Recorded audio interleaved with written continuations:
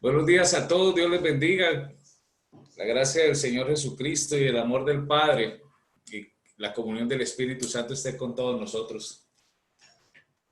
Gloria al Señor porque nos permite estar una vez más reunidos, adorándole, bendiciéndole, glorificándole, y es un gozo poder compartir el mensaje de la palabra esta mañana. Me alegra mucho verlos, me alegra mucho ver a mi hermano Eduardo, a mi hermano Junior. Es una alegría, una satisfacción volverlo a ver y me siento muy contento, me gocé mucho en este tiempo de adoración y de alabanza. Y bueno, vamos a darle inicio a la palabra, amén. No sé por qué todos se fueron de las cámaras, me dejaron solito, me siento solito hablándole a 21 cuadros. Bueno, vamos a abrir la escritura en el libro de Hechos de los Apóstoles, capítulo 3, versículo 19. Capítulo 3, versículo 19, y yo le voy a pedir el favor de que usted me haga una manita cuando tenga una señal ahí, cuando tenga el texto. Hechos capítulo 3, versículo 19.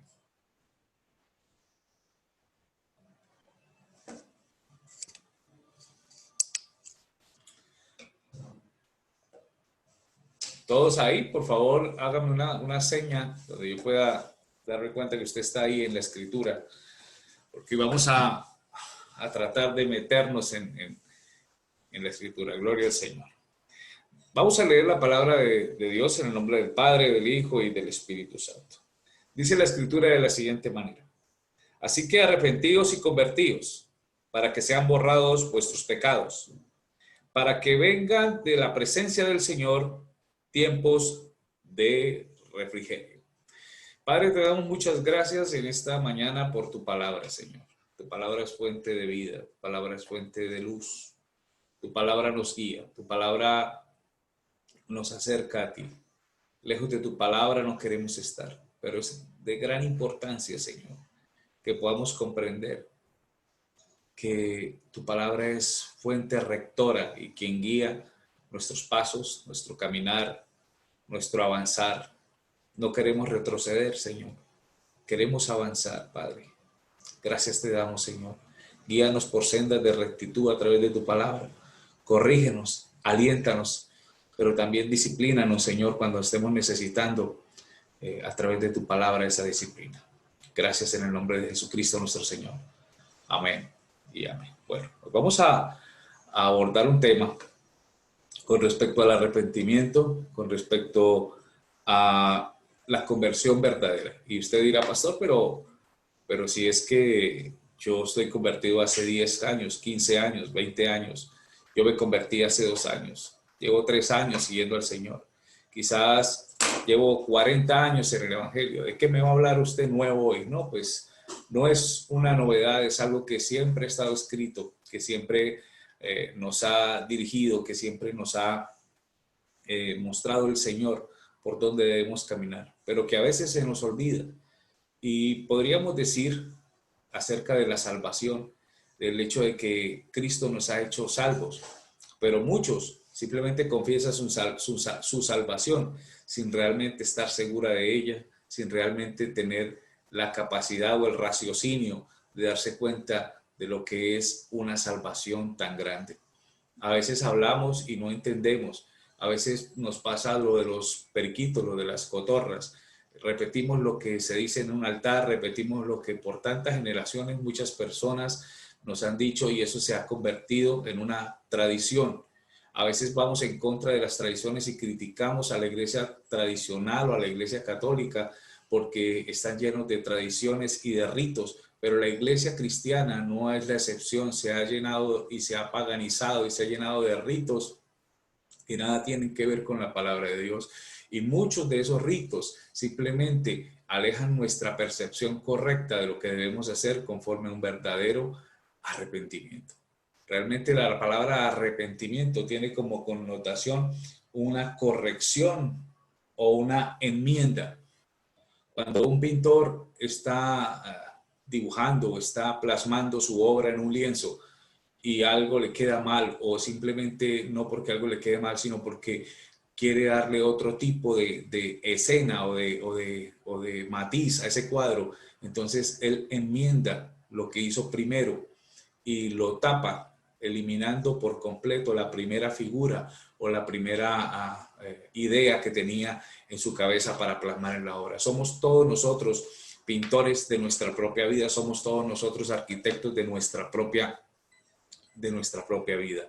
Entonces tenemos que ir poco a poco dándonos cuenta qué es lo que queremos y vivir bajo el propósito y el proyecto y los planes del Dios Altísimo. No es verdad que todas las mañanas, y si no, y yo lo hago así, pero si usted no lo hace así, lo invito a que lo haga. Cuando se levanta y se presenta delante de Dios, su oración debe ser: Señor, hoy me presento y me alineo a tu voluntad. Hago lo que tú quieres que yo haga. Me alineo a tu voluntad porque tu voluntad es verdadera y única. Quiero hacer tu voluntad. De tu voluntad no me saques. Fíjense que hay un versículo muy bonito en el libro de Éxodo, por allá en el capítulo 34, si no estoy mal, el versículo 14, que dice: mi presencia irá contigo y te daré reposo. Y nosotros tenemos eso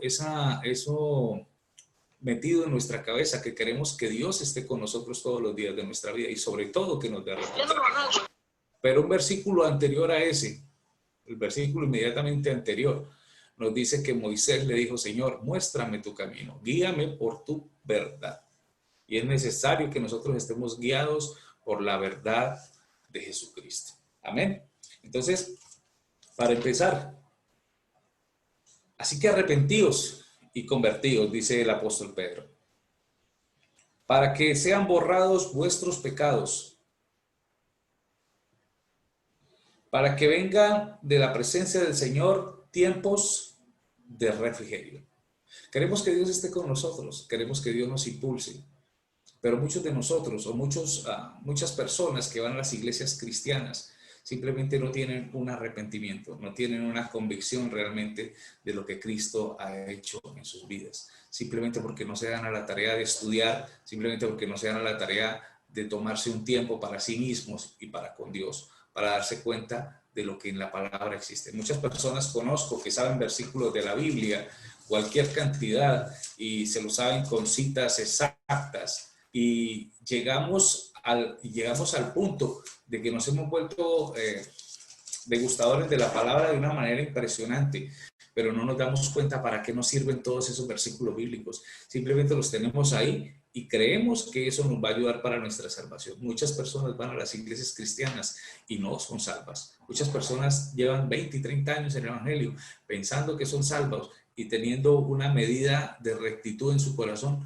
pero no son salvas porque no ha habido en ellos un verdadero arrepentimiento. No ha habido en ellos una verdadera conversión. Miren lo que dice Mateo capítulo 3, hablando de Juan el Bautista. Dice de la siguiente manera: en aquellos días vino Juan el Bautista predicando en el desierto de Judea.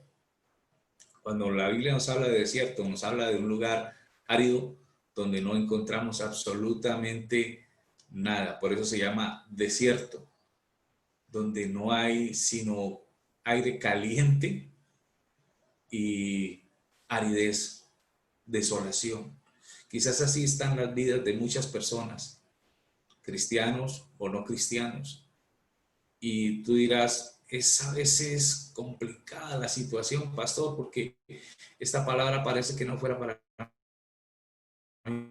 Pero si tú haces un análisis en tu vida, te vas a dar cuenta que hay muchas áreas en tu vida que son áridas, que son la propia. Y tú dirás: pero vivo en Cristo Jesús. Puedes confesar lo que tú quieras.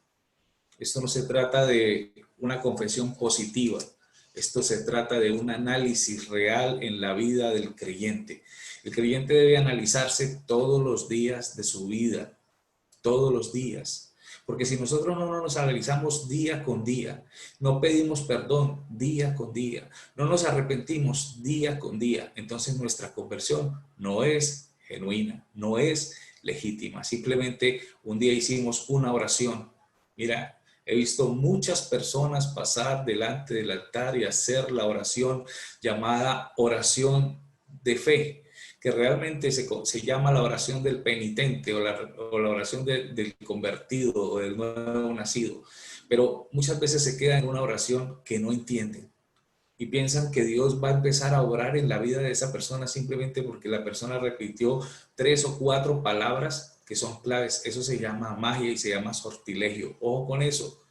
Cuando tú llevas a una persona a la oración de fe, debes llevarla convencida de sus pecados. Cuando la persona pasa al altar voluntariamente, y quiero que entiendas esto, cuando la persona pasa al altar voluntariamente, con su corazón arrepentido y humillado, entonces esa persona, Dios empieza a tener un cambio, o a hacer un cambio en él. De lo contrario, simplemente, como dice la pastora Esperanza, cuando los bautiza, se mete un pecador seco y sale un pecador mojado, porque su mentalidad jamás se ha sido transformada. Simplemente está siguiendo los parámetros y los mandamientos de un culto religioso. Mucho ojo con eso. La oración de fe salva.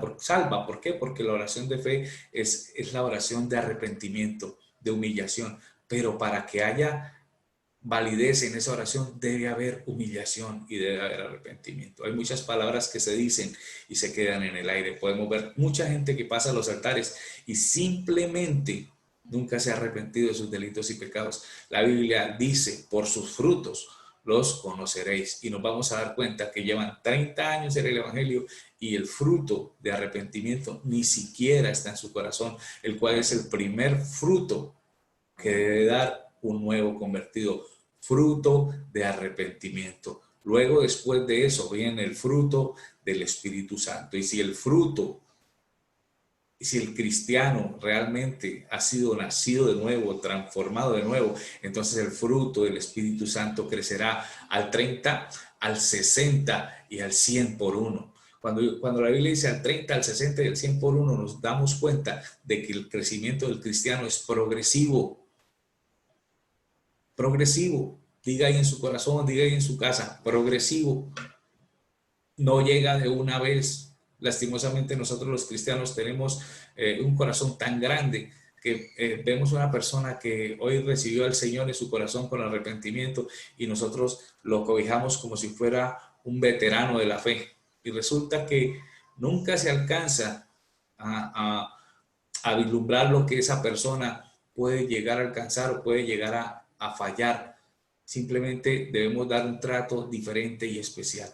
Lo digo porque, hermano, porque eso sucede en las iglesias y las personas terminan aburriéndose y no conociendo al Señor. Y quizás usted y yo muchas ocasiones hemos vivido esos momentos. Mira lo que dice aquí, versículo 2, y diciendo arrepentidos, estamos hablando de Juan el Bautista, diciendo arrepentidos porque el reino de los cielos se ha acercado.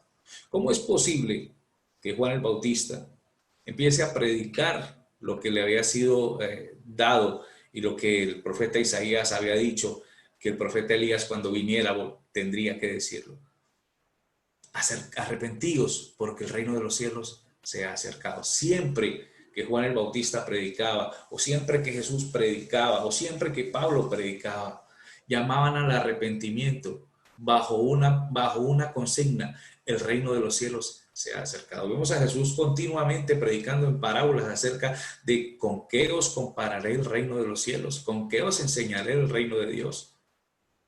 Pero la iglesia del Señor se ha olvidado del reino que le ha sido prometido, del reino que estamos esperando. A nosotros muchas veces nos hace falta motivación con respecto a estas cosas. Mucha gente teme la condenación en el infierno, mucha gente teme no estar haciendo lo correcto o no ser políticamente correcto. Y cuando hablo políticamente no estoy hablando de partidos políticos. Andar políticamente correcto es como la Constitución te dice que tienes que andar, como las leyes morales te dicen que tienes que andar, como la cartilla,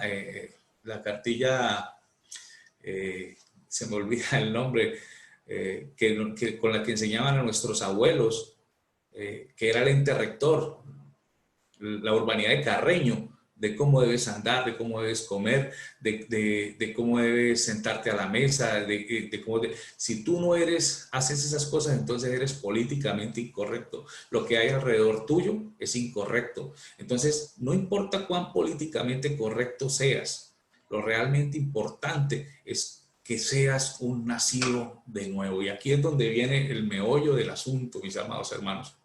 Aquí es donde viene el grueso de la situación. No importa cuántas veces tú pienses en hacer lo correcto para que X o Y te vean y tú puedes decir, no, yo no lo hago para eso. Yo tengo una relación con Dios y yo simplemente vivo para que agradar a Dios. Pero realmente la vida es así. Realmente, y escuchaba al pastor Juan Manuel Vaz hace unos días hablar acerca de esto y decía, ¿qué tan tremendo es que cuando tú estás con los creyentes quieren estar sentados todos juntos, entonces el creyente le provoca tomar algo, y entonces vamos a pedir para todos y piden un tipo de bebida, porque están con los hermanos de la iglesia y están con el pastor o la pastora, pero cuando se van a un lugar más privado, con otro tipo de amigos, con otro tipo de personas, entonces el líquido que piden para beber es totalmente diferente. La música que escuchan es totalmente distinta. Ya no es la música que tú escuchas con los hermanos de la iglesia. Ya no es los mismos espacios que tú compartes con los hermanos de la iglesia. Muchas veces los no creyentes nos dan ejemplo de tener una mente sin hipocresía. ¿Y por qué lo digo? Porque muchas veces nos ha pasado, quizás hemos llegado a lugares donde hemos hecho bautizos, y generalmente hacemos bautizos en fincas o en lugares donde hay río o hay piscina. ¿Para qué? Porque nosotros los cristianos evangélicos somos especialistas en todo armar una parranda, una fiesta, una locura. Entonces, ¿qué hacemos? Vamos y hacemos, no podemos hacer un bautizo de que vamos a bautizar a los muchachos o las personas y salimos del bautizo y nos devolvemos para la casa. No, siempre tiene que haber asado, o siempre tiene que haber paseo de olla, siempre. Y no está mal, eso es espectacular y comparte uno con la gente. Pero te das cuenta de algo, que cuando a veces va gente que no es cristiana acompañando a los cristianos, uno se sienta a tomarse la limonadita que uno lleva. Entonces uno, bueno, la carne asadita, listo, asamos la carne. ¿Con qué la vamos a acompañar? Con una limonadita o con, generalmente de panela, o con una gaseosa. Y tú ves la persona que va acompañando al que se va a bautizar, que no es cristiano, y tú lo ves que él pide una cerveza y se sienta a tomar la cerveza muchas veces en medio de nosotros. Y la gente dice, ala, no respeta. Pero ¿sabes qué nos está dando esa persona? Nos está dando ejemplo de ser una persona sincera y franca. A él le gusta la cerveza y se sentó y se tomó una cerveza. No lo hizo para que otras personas, ni pensando en su conciencia de que otra persona lo vaya a criticar, porque para él eso es una cuestión normal, ¿verdad? Aunque para nosotros no. Entonces, no sé si me estoy dando a entender lo que les quiero expresar.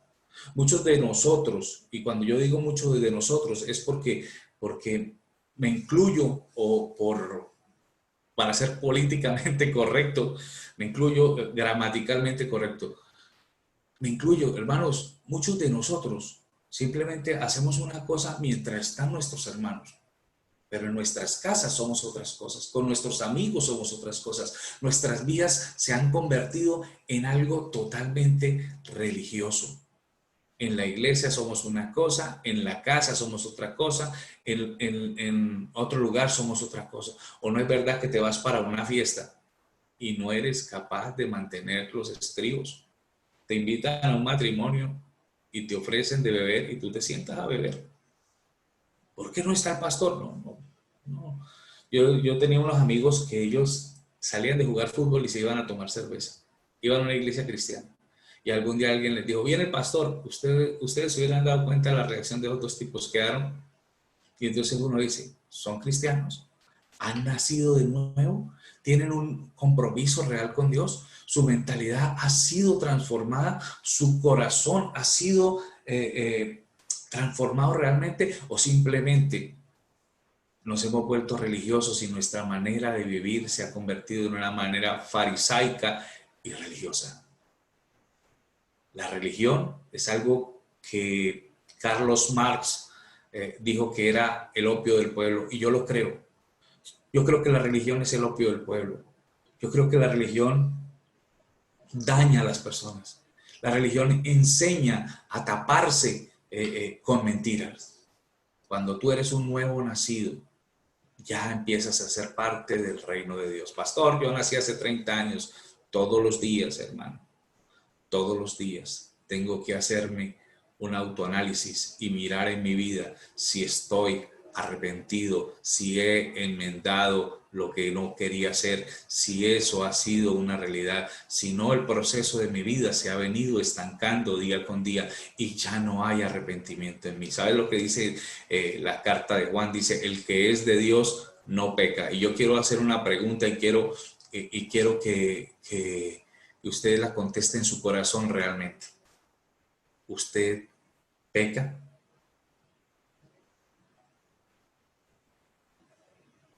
Contésteselo en su corazón. ¿Usted peca? La Biblia dice que el que es de Dios no peca. ¿Usted peca?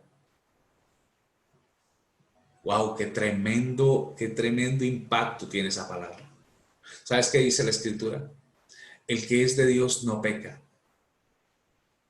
Pero abogado tenemos para con el Padre Jesucristo el justo si pecamos, si fallamos. Entonces, lo que nos está queriendo decir el apóstol Juan es, tú te alegras, te gozas, te revuelcas en tu pecado, como hace el cerdo o como hace el perro. Uy, pastor, no me compare con un perro y con un cerdo. No, la Biblia dice, vuelve la puerca al cieno y vuelve el perro al vómito. ¿Y sabes por qué vuelven ellos a sus principios? Porque esa es su naturaleza. El puerco nunca dejará de ser puerco, así tú lo bañes, le pongas un moño, le eches perfume, el primer charco donde vea, ahí va a caer. El perro va a vomitar, se va a comer su vómito. Eso es normal en ellos. El problema es que eso es normal en ti. Tú estás haciendo las cosas de la manera correcta todos los días o simplemente tú dejas que tu día se pase como si nada y no llegas delante de Dios a decir, hey Señor, he fallado. ¿Sabes qué? ¿Sabes cómo se llama eso? Eso se llama humillación. Humillación. La Biblia dice, humillados bajo la poderosa mano de Dios y Él tendrá misericordia de vosotros. Eso se llama humillación, cuando yo todos los días tengo que reconocer mi falta, tengo que reconocer mi ausencia, mi ausencia de perdón, mi ausencia o mi falta de deseo por buscar a Dios.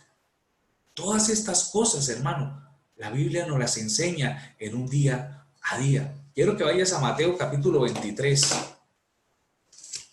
Mateo capítulo 23.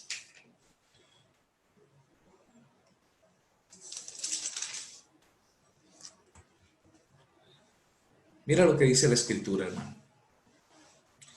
Entonces habló Jesús a la gente y a sus discípulos diciendo, escuchen esto. En la cátedra de Moisés se sientan los escribas y fariseos. Así que todo lo que os digan, que guardéis, guardadlo, y hacedlo, mas no hagáis conforme a sus obras, porque dicen y no hacen. Porque atan cargas pesadas y difíciles de llevar y las ponen sobre los hombros de los hombres, pero ni ellos con un dedo quieren moverlas. Antes hacen todas sus obras para ser vistos por los hombres, pues ensanchan sus filacterias y extienden los flecos de su manto. Aman los primeros asientos en las cenas y las primeras sillas en la sinagoga. Y las salutaciones en las plazas en los que los hombres los llamen rabí, rabí. Pero vosotros no queréis que os llamen rabí, porque uno es vuestro rabí, el Cristo, y todos vosotros sois hermanos. ¿Por qué el apóstol Mateo, o San Mateo, como nos han enseñado, nos muestra esta lectura acerca de lo que Jesús les habló a la gente y a sus discípulos? ¿Qué enseñanza tan tremenda tiene esto? Hoy vamos a ver algo bien profundo, hermano, en la Escritura. Nosotros, hermanos, los cristianos, nos hemos encargado de llenarnos de fariseísmo. ¿Qué es el fariseísmo? Cuando tú escuchas fariseo, y muchas veces sé que lo has usado, cuando le hablas a una persona que te hace una mala jugada o que tú consideras falsa, o que hay un amigo que hace y te juega la doble, tú le dices, uy, mucho fariseo. Resulta que un fariseo, y ser un fariseo, es ser una eminencia en las Sagradas Escrituras. Ellos conocían toda la ley de Moisés, toda la cátedra de Moisés. Si tú ves aquí, Jesús dice en el versículo 2, ellos se sientan en la cátedra de Moisés, en la silla de Moisés. Ellos se sientan ahí y dicen todo lo que la ley dice. Hagan todo lo que ellos les dicen, pero no hagan como ellos hacen, dice el Señor. ¿Por qué? Porque ellos aman estar en público. Ellos aman las primeras sillas en las cenas. Ellos anhelan que la gente les diga rabí. ¿Por qué tú has dejado tus hábitos conflictivos en tu vida? Y hablo con adultos y hablo con jóvenes porque sé que hay jóvenes en esta mañana. ¿Por qué tú has dejado de hacer lo que podemos decir lo que te gusta? Porque tu papá te lo prohíbe, porque no se ve bien delante de los hermanos. Quizás tu motivación es que la pastora te vea y te pueda poner en un sitio chévere en la iglesia, porque quieres ser líder y quieres alcanzar liderazgo y quieres que la gente te vea y te vea bonito y diga, ah, es que nadie como mi líder, es que mi líder, es que yo quiero ser pastor, es que yo quiero alcanzar y es una meta que yo quiero, por eso me guardo, me cuido. ¿Sabes cuántas personas de esas había en medio del pueblo de Israel? Muchísimas. Eran llamados fariseos.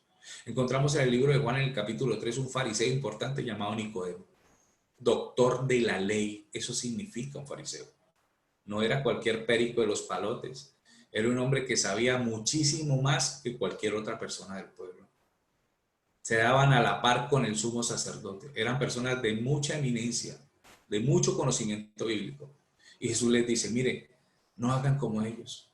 Ellos ahí en el versículo 5 dice, ellos ensanchan sus filatelias y extienden los flecos de su manto. Y usted dirá, pero ¿eso qué tiene que ver? ¿Y qué son las filatelias? Las filatelias son unas cajas de cuero. No sé si usted alguna vez las haya visto en los judíos.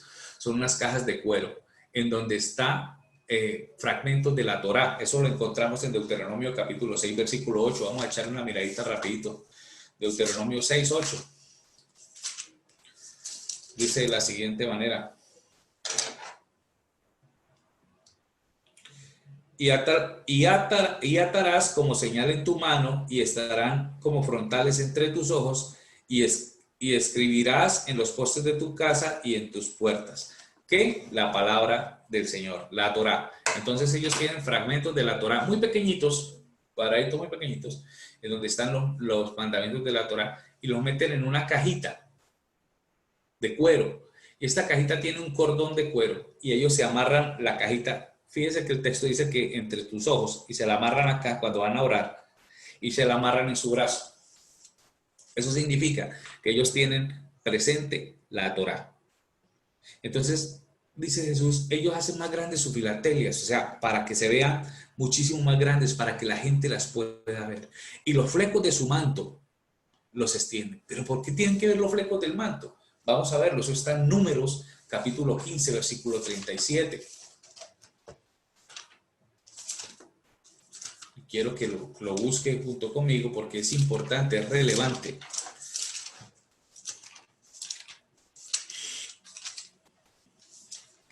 Números capítulo 15, versículo 37. Escuche esto. Dice, y Jehová habló a Moisés diciendo, habla a los hijos de Israel y diles que se hagan franjas en los bordes de sus vestidos por sus generaciones y pongan en cada franja de los bordes un cordón azul. Y servirá la franja para que cuando lo veáis os acordéis. Miren para qué servían los cordones que ponían en los mantos. Os acordéis de todos los mandamientos de Jehová para ponerlos por obra. Y no miréis en pos de vuestro corazón y de vuestros ojos, y en pos de los cuales os prostituyáis, para que os acordéis y hagáis todos mis mandamientos y seáis santos a vuestro Dios. ¿Qué los hacía santos a su Dios? ¿Qué los hacía santos a Dios? ¿Los cordones? No, el acordarse de la ley de Dios. Pero ellos hacían sus filatelias grandes y los cordones de su manto eran larguísimos. No para ellos acordarse de lo que Dios les había dicho. de la ley de Dios, de cumplir los mandamientos de Dios, sino porque esos flecos los hacían lucir mucho más espirituales. ¿Qué te hace lucir espiritual a ti? ¿Qué te pones tú para querer ser espiritual? ¿Has visto los nuevos judíos mesiánicos que hablan de Yeshua? Y yo hablo de Yeshua porque es el nombre correcto. Pero ya se ponen talí, se ponen el manto encima de sus cabezas para orar, guardan Shabbat, tienen una cara de indígenas que no se las quita nadie, pero son judíos. No les sale un pelo de barba, pero son judíos. Sí, o sea, empiezan a cambiar totalmente sus costumbres para que otros los vean, para que otros, ni siquiera para tener una comunión con Dios. Muchos de ellos no tienen ni siquiera los significados de lo que significan, de lo que, perdón, valga la redundancia, de lo que son sus hábitos y sus cosas. Simplemente lo hacen porque alguien les enseñó. Ahora, ¿cuáles son tus hábitos que haces para que tú eres de los que profetiza cuando el Señor no te habla? Tú eres de los que dice, tuve una visión cuando el Señor no te dijo, para que otros crean que eres espiritual. Tú eres de los que te sacudes para que digan, uff, tu santo.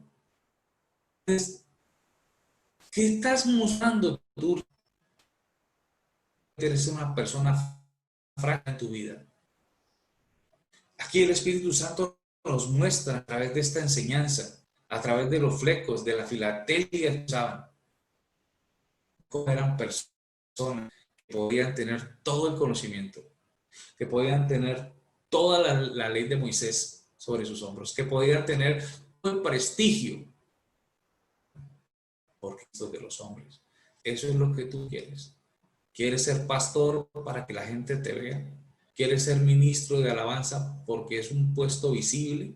¿Quieres ser por eso? ¿Cuál es la motivación de tu vida? ¿Es la salvación y la vida eterna? ¿Es el temor al infierno? ¿Es el temor a lo que digan los demás? Muchas personas, hermanos, tienen vidas secundarias. En la noche miran pornografía y tienen un hábito de pornografía que no se lo pueden sacar porque no han sido francas en su corazón. Tienen 2 o 3 mujeres a escondidas y dicen ser cristianos, dicen amar a Dios. Hacen cosas que son incorrectas desde todo punto de vista, pero escondidas, nunca a los ojos de los demás. La Biblia dice, arrepiéntanse y conviértanse para que puedan recibir refrigerio de parte de Dios. Mis amados hermanos, es que nosotros nos demos cuenta de qué cosas estamos haciendo, de cómo estamos viviendo. ¿Estamos viviendo como los fariseos? ¿Realmente conocemos la Dios, pero hacemos las cosas para que nos miren? ¿O simplemente somos hombres y mujeres de Dios que lo que queremos es que su nombre sea glorificado, que Él siempre sea primero? Mira lo que dice el mandamiento. Amarás al Señor tu Dios sobre todas las cosas. Todas las cosas. La Biblia no dice sobre algunas. A veces nosotros no amamos al Señor sobre todas las cosas porque primero amamos que nos vean. Primero amamos que nos escuchen. Eso nos gusta. Nos gusta tener un prestigio de la iglesia, cualquier fuera. Entonces, pertenecemos al grupo de alabanza, pertenecemos al grupo de danza, pertenecemos al grupo de teatro, pertenecemos a los sugieres, pertenecemos, pero todo para que me vean. Pero resulta que la Biblia no dice eso. La Biblia dice, el apóstol Pedro les dijo, arrepentidos, convertidos. ¿Sabes que Nicodemo se acercó a Jesús de noche? Y podría sacar cualquier cantidad de preguntas de por qué se acercó de noche.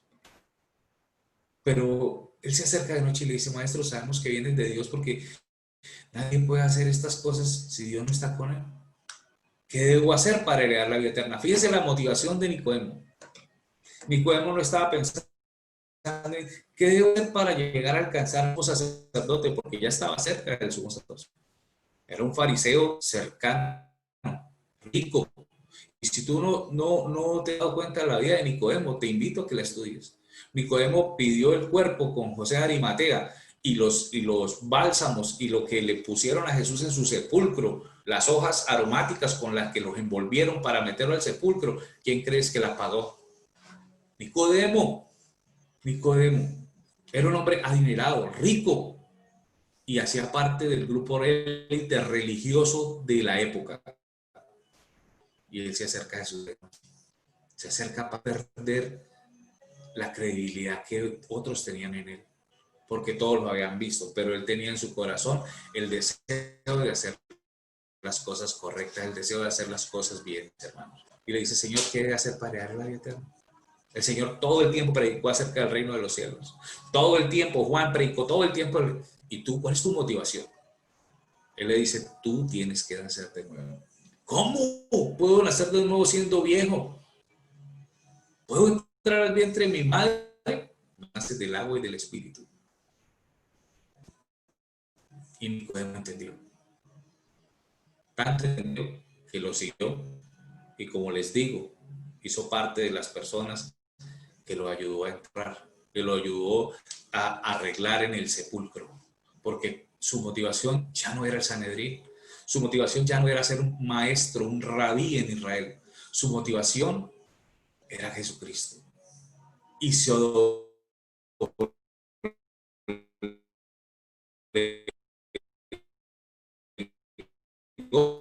este 9, perdón, el 8 dice, pero vosotros no quieren que lo llamen rabí, porque uno es vuestro rabí, el Cristo, y todos vosotros sois hermanos. Nos puso a todos en un lineamiento de hermanos. Nadie es mayor que nadie. Somos hermanos. ¿Hay puestos de autoridad? Por supuesto que sí, pero que tengas un puesto de autoridad no quiere decir que sea mayor que tú. Por ahí en edad, pero no. Delante de Dios somos iguales. A unos constituyó apóstoles, pastores, maestros, evangelistas, sí, pero eso no quiere decir que tú seas mayor que tu hermano, porque tienes un título. Jesús les dijo a sus discípulos cuando le dijeron, Señor, queremos que nos pongas a la diestra. Ya no saben de lo que me están hablando. Siempre quisieron ser mayores que sus hermanos, que los discípulos. Y ellos no sabían de lo que estaban hablando. No hay nada que tú puedas hacer si no hay un arrepentimiento en ti. No puede venir refrigerio de Dios a tu vida si no hay una conversión real en ti. Y por eso es que todos los días, hermano, tenemos que automarnos en Dios, pero realmente estando en Dios. ¿Tú sabes por qué la mujer con el flujo, la mujer que se acerca a Jesús por detrás y dice, si tan solo tocar el manto de Jesús, seré salva? ¿Tú sabes por qué esa mujer lo pensó así? Porque Jesús usaba este tipo de mantos que usaban los fariseos. Y ese manto también tenía flecos. Y los flecos significan la palabra de Dios. Y esa mujer lo que dijo fue, si le toco los flecos del manto, si le toco lo que significa estar en la palabra de Dios, seré salva. Esa es la connotación. Esa es la connotación. La connotación no es que el manto la salvó. La gente dice, Señor, cúbreme con tu manto. ¿Eso para qué? Si tú no conoces la connotación de esta situación, no hables cosas que no son. Señor, cúbrenos con tu poderoso manto. Vaya, nos volvimos religiosos. ¿Y has escuchado cristianos hablando así? Claro que los he escuchado. Y no tienen idea. Esa mujer se acerca y toca los cordones del manto de Jesús. El borde de su manto, dice exactamente la palabra. Y en el borde era donde colgaban los cordones. Es porque esos cordones, ya lo vimos en números 15:37, significan lo que los iba a llevar a la salvación, la obediencia a la palabra de Dios. ¡Wow! Tremendo. Dijo el pastor Julio César Echeverry, profundo. ¿Tú qué estás tocando? ¿Cuál es tu motivación? ¿Ser un líder importante? ¿Ser un profeta importante? ¿Un apóstol importante? porque ahora es eso. A eso nos mueve ser cristianos. La Biblia dice, el que se humilla será enaltecido. El reino de los cielos se ha acercado. Esa debe ser tu motivación. El reino de los cielos. Alcanzar al Señor de gloria. Un día vamos a estar delante de Él y todo lo que tú hayas hecho, de nada te servirá. De nada. O sea, quiero explicarme. No lo que hayas hecho, perdón. Lo que tú eres, lo que hayas alcanzado. Me explico. Muchos quieren ser pastores, muchos quieren ser evangelistas, hasta que si uno supiera todas las cosas que suceden en el pastorado, que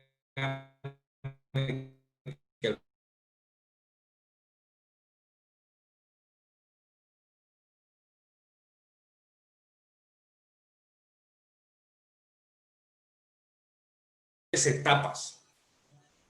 Y uno dice, ¿cómo es posible que anhelemos? Esto solamente viene de Dios. Si no hay un llamamiento de Dios, es imposible que las cosas se den de una manera correcta. Regálame un segundo de cuadrar. Lo que pasa es que aquí también pues estamos ya transmitiendo el culto de nuestra congregación. Entonces, si escuchan musiquita, es de eso. Bueno, mis hermanos, entonces la situación es esta. Pablo dice, mire lo que dice Pablo. 1 Corintios capítulo 2, versículo 16.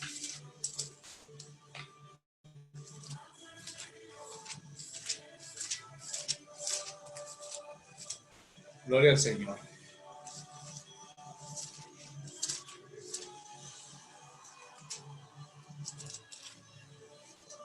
Gloria a Dios.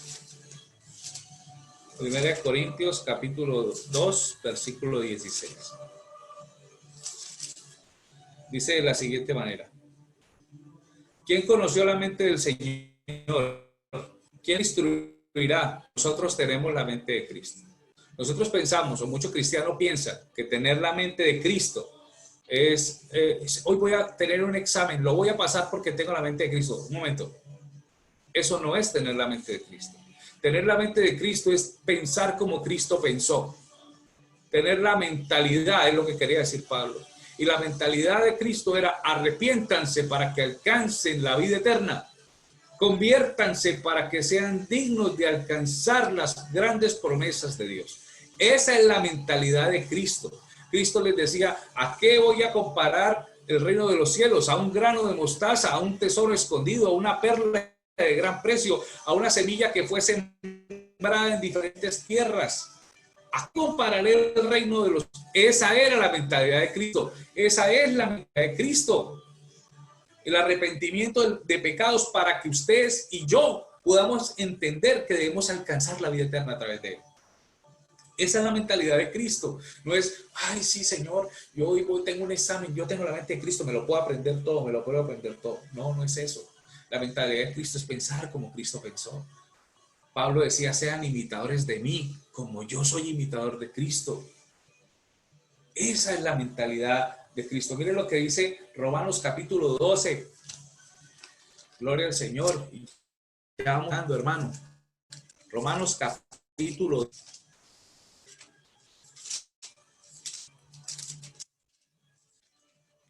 Versículo 2. No os conforméis a este siglo, dice la Escritura, sino transformados por medio de la renovación de vuestro entendimiento, para que comprobéis cuál sea la buena voluntad de Dios, agradable y perfecta. Transfórmense en el poder de su mente. No es que tengamos poderes mentales, es que la mente es lo que a mí me enseña a vivir como un verdadero cristiano. Mi mente es lo que me enseña a vivir como un verdadero hijo de Dios.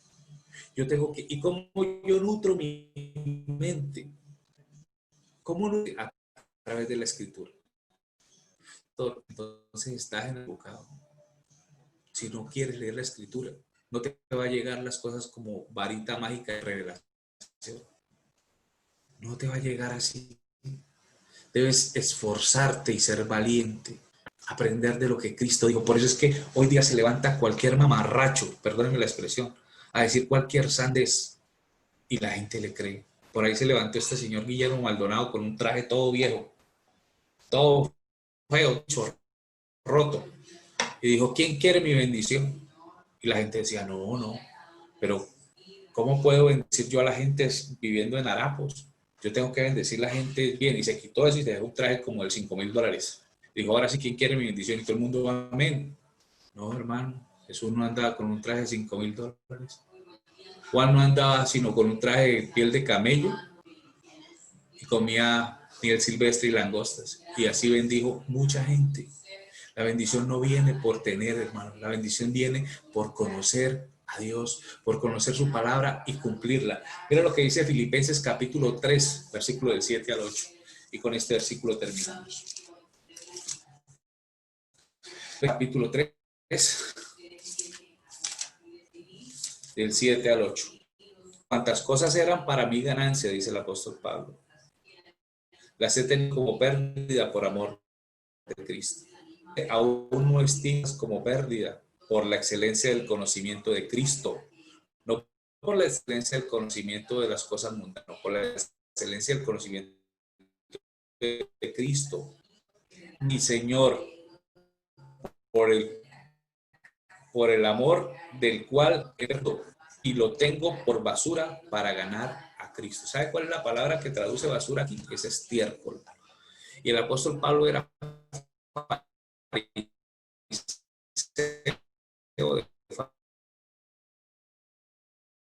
por basura, o lo tengo por estiércol, por amor a Cristo, por ganar a Cristo.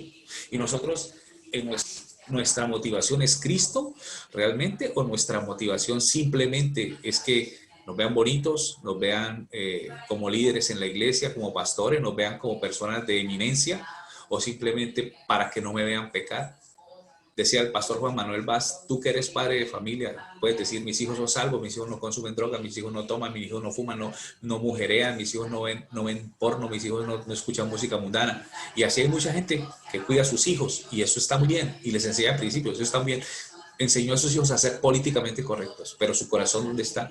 Cuando tus hijos se encuentran con sus amigos, escuchan la música que tú escuchas en tu casa, o miran las películas que miran contigo, miran Reto de Valientes, o se van a ir a mirar series con contenido sexual alto, o se sientan a tomar gaseosa como se sientan a tomar contigo, o van y piden un litro de aguardiente y se sientan a tomar aguardiente, o van y consumen cosas alucinógenas, o cuáles son las amistades de tus hijos.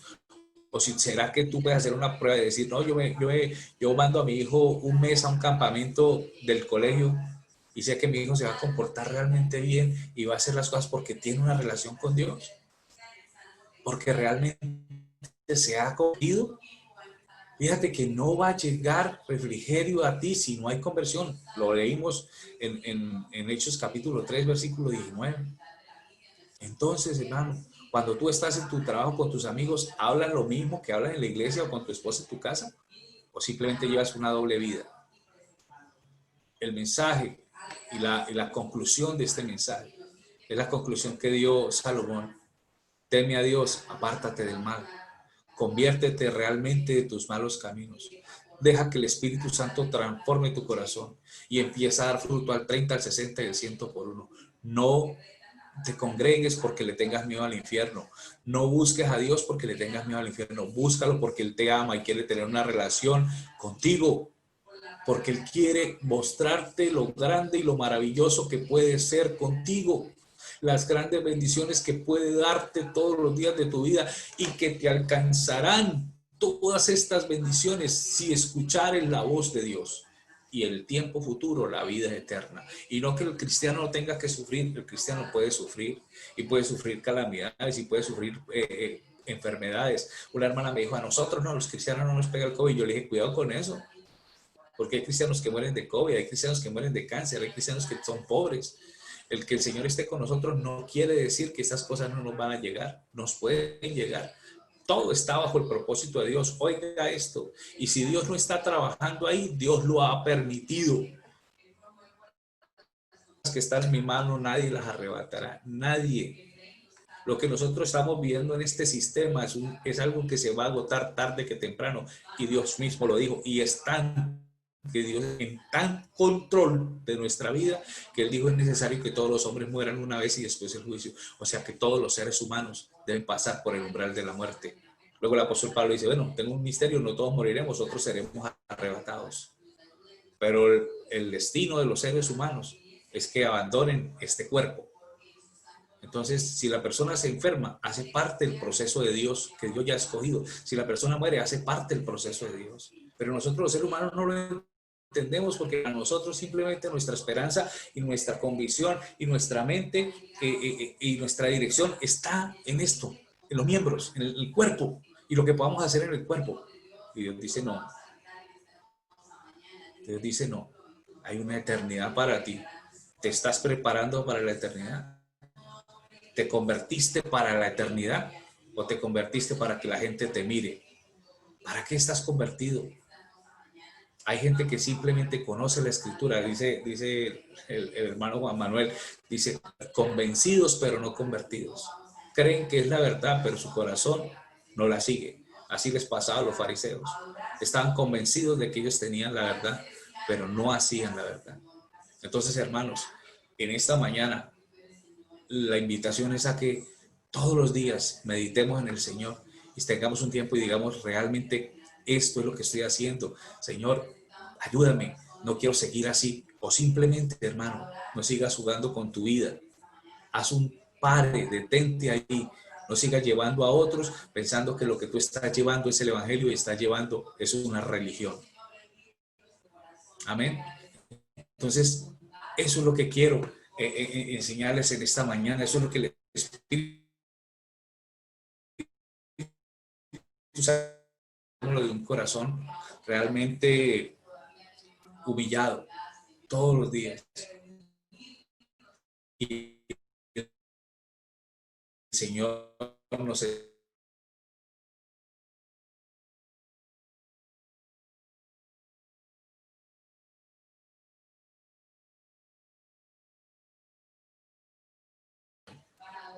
la palabra no tiene, Señor mío, otro propósito más que el de edificarnos y el de bendecirnos. Yo te pido por cada uno de mis hermanos que se encuentra conectado en este servicio, Señor. Te pido para que cada uno de nosotros, Señor, podamos entrar en el conocimiento pleno de tu verdad. Que nos llenemos de hambre, de deseo de aprender de ti, de aprender tu voluntad y de dónde tú nos quieres llevar, hacia dónde nos quieres llevar. Ayúdanos a que nuestro arrepentimiento día con día sea genuino, que nuestro corazón no se aparte ni a derecha ni a izquierda de tu voluntad. Ayúdanos, Señor, a ser transformados, a ser cambiados. Ayúdanos a estar, Señor, siempre contigo. Ayúdanos, Señor mío, a que podamos dar fruto al 30, al 60 y al 100 por uno. Que seamos árboles codiciados y deseados por otros, Señor mío. Que otros deseen tener lo que tú nos has dado, Señor. Danos paz en nuestro corazón. Aligera nuestra vida para que podamos predicar tu palabra y enseñar a otros, Señor, el verdadero arrepentimiento y la verdadera convicción de que somos hijos de Dios. Gracias te doy en el nombre de Cristo Jesús. Amén y amén. Mis amados hermanos, que Dios me los continúe bendiciendo. Adelante. Fíjense que hay algo bien importante, hermanos. Nosotros, como cristianos, somos ejemplos. Muchas veces negativos. Debemos empezar a cambiar nuestro pensamiento y empezar a ser ejemplos de verdad. No el pastor tiene la responsabilidad de todas nuestras vidas. Mire, escuche esto antes de irme, mi hermano. Nosotros como pastores a veces queremos empujar a la gente a la santidad. ¿Sabe qué he aprendido? Que nosotros simplemente somos guías, que enseñamos la escritura. Nosotros no podemos cambiar el corazón de nadie. Dios lo puede hacer, pero para eso debe haber un deseo de cambio. Para eso debe haber un deseo de transformación. Dios los bendiga, los amo en el amor de Cristo. Pastores.